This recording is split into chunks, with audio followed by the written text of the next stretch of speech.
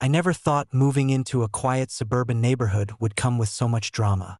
I bought my house because it sat at the end of a cul-de-sac, far enough from the chaos of the city but close enough to commute.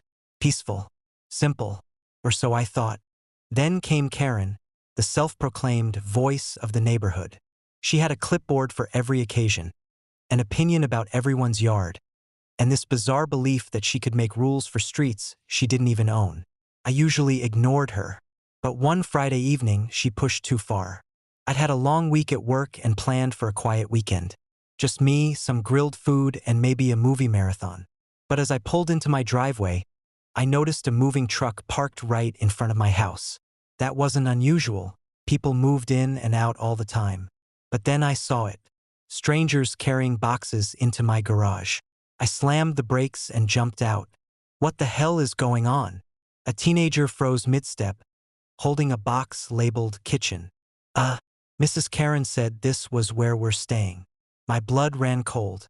I stormed up the driveway and found Karen directing traffic like she was running the world's worst moving company. She pointed, waved, and barked orders at the movers. Bedrooms upstairs. Storage goes to the back. Oh, watch the tile. Karen, I shouted. Why are people moving into my house? She blinked at me like I was the one being unreasonable. Oh, don't overreact. My cousin and her family needed a place to stay. Your house had the space, and you weren't using the guest rooms. I stared in disbelief. This is my home. You don't get to decide who lives here. Karen scoffed. Don't be selfish. Community is about sharing. Besides, you live alone. It's wasteful. At that moment, something inside me snapped. I didn't yell. I didn't argue. Instead, I pulled out my phone, opened my security app, and pressed a button. Within seconds, the alarm blared through the house. Shrill, piercing, enough to make everyone freeze. The movers dropped their boxes. Karen's cousin looked terrified. What are you doing? Karen shrieked. I grinned, activating my security system and alerting the police. Sure enough, 15 minutes later, a patrol car rolled up. The officer took one look at the scene. Random people's belongings scattered across my driveway. Movers confused, Karen fuming, and sighed. Ma'am, he said, turning to Karen. Do you live here? She straightened her shoulders. Not technically, but as neighborhood chairwoman, The officer cut her off. So no. He turned to me. And you're the homeowner? Deeds inside, I said calmly. That was all he needed. Karen and her cousin were ordered to remove every single box and get off my property immediately.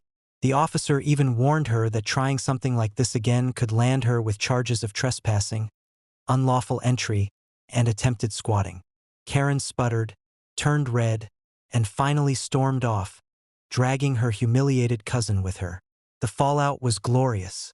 Word spread fast. Every neighbor who'd once tolerated her bossy attitude now saw her for what she really was. A bully who thought she could take whatever she wanted. She lost the little influence she had, and soon enough, people stopped answering her calls or showing up to her neighborhood meetings. As for me, I installed better locks, added cameras in the garage, and even set up remote access alarms. Now, when I park in my driveway, I don't just see my house, I see a fortress. One that Karen will never, ever get her hands on again.